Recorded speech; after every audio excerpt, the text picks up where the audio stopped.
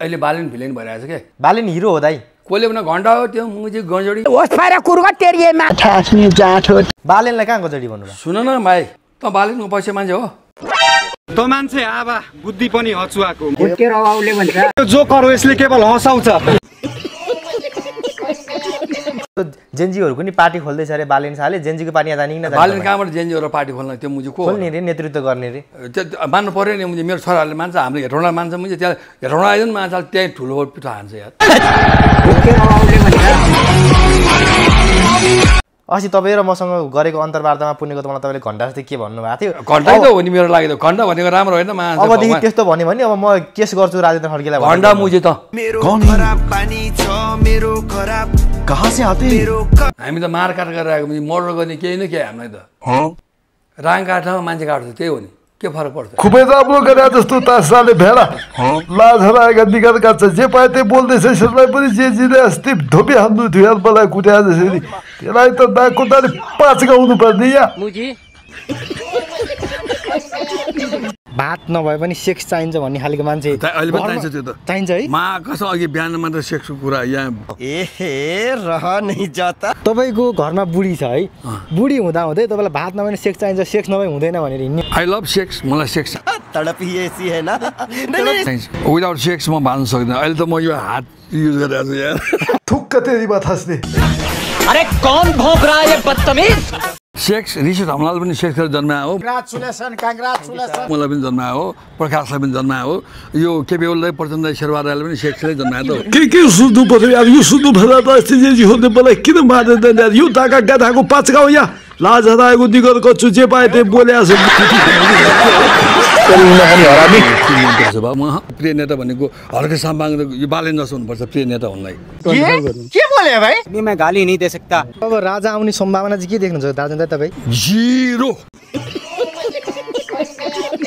बालनका समर्थकले गाली गर्ला नि त यसरी एजेन्ट मलाई बाल मतलब साल अगाडि ठोकिदिन्छ यार म बालेनको थिएँ म घुमिरहेको हुन्छ त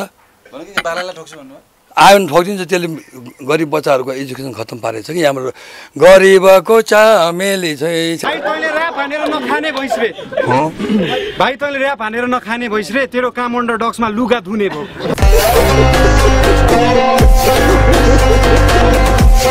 बुढो भइसक्यो बुढो कहिले हुँदैन बुढो चाहिँ घाटमा पुगेपछि हुन्छ घाटमा पनि उठ्न सकेन मान्छे सुधारेर जान्छु म घाटमा पनि उठ्न सकेन मान्छे सुधारेर जान्छु म मेरो खराब पानी छ मेरो खराब यो तीनजना दाइ भन्नुभयो तपाईले प्रचण्ड दाइ केपी दाइ र शेरबहादुर दाइ यी दाइले सकेनन् अब रवि दाइ भन्न थालेका छन् रविले के गर्छ केही खास्न सक्दैन त्यसले के रवाउले भन्छ अनि बालेन दाइ बालेनले नगरपालिका गराएछ है बिल्कुल रविले अहिलेसम्म के प्रुभ गर्यो भने के ल रवि रवि रवि भन्यो रविले त चितवनको जनतालाई त खुट्टा ढोक्न जानुपर्छ त्यो बाबुलाई त म यसो घुमाएर साँच्चै भने यसो म हान्यो पनि तिमी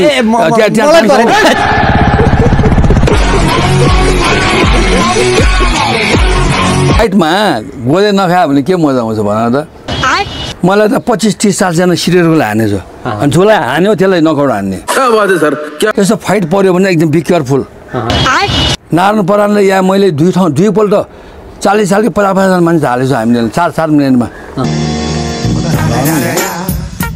अनि हर्क साम्पाङ काठमाडौँ आएको बेलामा भेट्न जानु भएको छ नि त कहाँ जानु नि त्यो मुलालाई म किन भेट्ने भने कि यही नहीं अभी और सुनिए म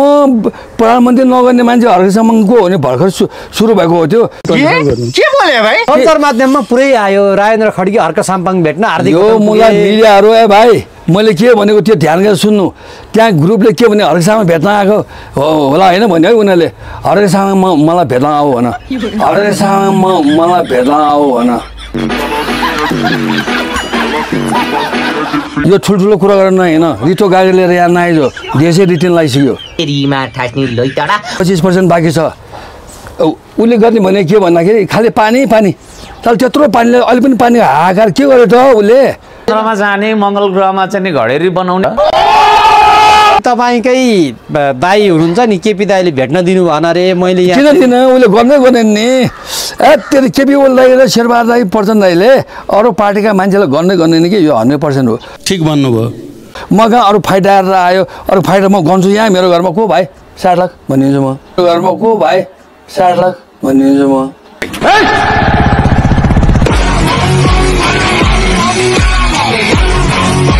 सबभन्दा ब्ल्यान्डर मिस्टेक रवि देखेर मलाई झोक्जोलाई के भने जब चितवनको जनताले त्यत्रो बहुमत दियो नि त दियो प्रधानमन्त्री पनि खाऊ प्रधानमन्त्री पनि खाऊ भने बरु खा हुन्थ्यो क्या त्यो मुलाले खतरनाक मान्छेसँग भेट्न गएपछि सिधेन भने नि अनि कहिले चाहिँ बालकोट गएछ केपी ओलीले भेट्न कहिले शेरबहादुर कहाँ गएछ कहिले प्रचण्ड कहाँ गएपछि त्यो मुझे दही चिउरो हेर्न दियो त्यो मुझे दही चिउरो हेर्न दियो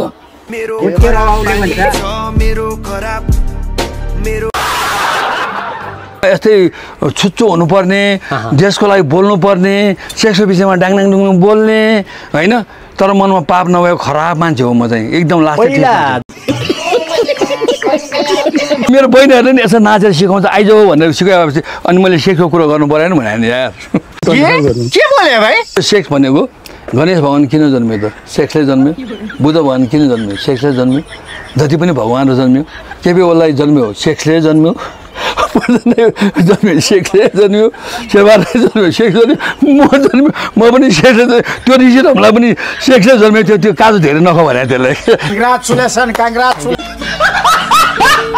भन्दा कति साह्रो मेरो बहिनीहरू चेलीहरू भइसक्यो यस्तो नाच्छ यहाँ फर्काएर नाच्छ पुरा यसरी डान्स गरेर पुरा त्यो पनि बियर खाएर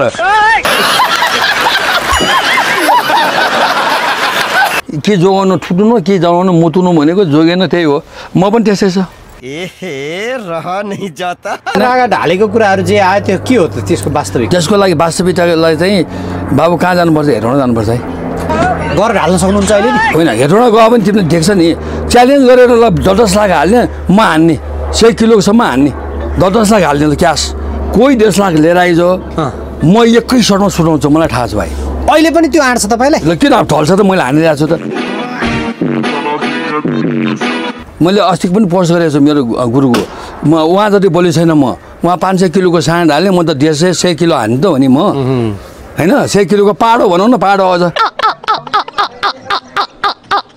कुन भुषाल नामै सुन्नु भएको थिएन म कहाँ चिन्छु यो भुराहरूलाई कहाँ चिन्छु यार अब तपाईँले अघि नै मलाई वरिष्ठ भनेपछि यो भुराहरूलाई कहाँ चिन्छु त यार भुराहरूलाई कहाँ चिन्छु त यार यो नानी पनि मैले जो प्रोमोहरू हेरेर चाहिँ म चिन्दैन यसलाई पनि अरबी त रुको नीति शाह त्यो पनि चिन्दैन म अब जो राम्रै छ आएको छ च्वाङ छ अब के गर्ने अब जो राम्रै छ आएको छ च्वाङ छ अब के गर्ने अब यो बाबुलाई पनि चिन्दैन या यो कस्तो छोरा हो त्यो पैदा गर्नु पर्यो हिरो सबै हिरो यो नानी चाहिँ मङ्गोलियन होला त्यो अब अगाडि बढाउँ यो पनि च्वाङ छ खै यो बुढोले खाने हो यार बुढो भन्दा म भन्दा त बच्चै होला यो भन्दा त बच्चै होला यो कुन रूपमा हराइरह्यो यसलाई बडा हरामी हो बेटा कुन रूपमा यो के न मैले यसलाई बाइपास गरिदियो यसले माइक माग्छु भनेको छ होइन अब 1 महिना वारिङ लिएछु मेरो छेउमा नआइज मलाई रिस उठिरहेको छ म बाटोमा भेटाएकै हान्छु यसलाई चिन्नुहुन्छ यो किन नचिन्नु यो पनि म जस्तो अर्धे पागलै हो यार यो बिल्कुल के हो यो यसको त भन्नै सक्दैन यार अर्धे नै हो यो म जस्तै अर्धे हो यो कता हाल्नु सुकाइदिनु एकलाई मलाई अब यो नभन्नु फाइट खेल्ने कुरा गरेर म अब तपाईँलाई हान्नु भनेर म हानिदिन्छु यहीँबाट ब्रेभार्ड आफ्नो के डरै नभएको बुङ्गै सोचिदिन्छु यो पनि जसलाई होस् म देशको लागि चिन्तन गर्ने व्यक्ति भन्छु म कङ्ग्रेचुलेसन जय किसान बस्नेत कि पुण्य गौतम कहाँ कम्पेयर गरेको जय किसनको रेन्ज यहाँ छ पुण्य गौतम यहाँ छ यार त्यो अर्को राख्नु समझ्यो हटाइदिए यो कहाँ भन्दा जय किसन कहाँ छ यार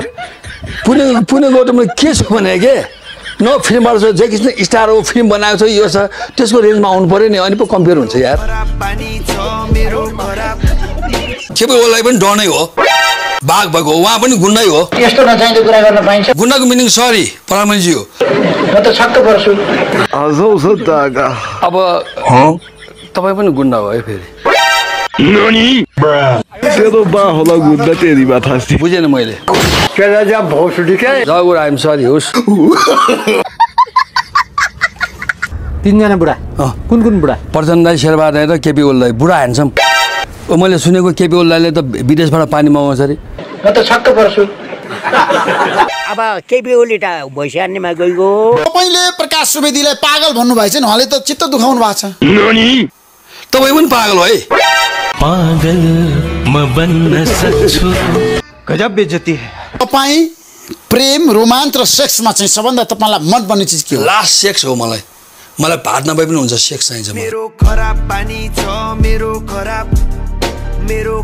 पानी छ मेरो खराब मलाई मैले त म के भन्छु नि म त श्रीलङ्कामा जन्मिनु पर्ने रावणको देशमा जन्मिनु पर्ने भने म राक्षस जसै छु कि मलाई कहिले काहीँ होइन यसो गरेर मेरो बुढी पनि तर्सिन्छ बजार तर्सिन्छ म पनि तर्सिन्छु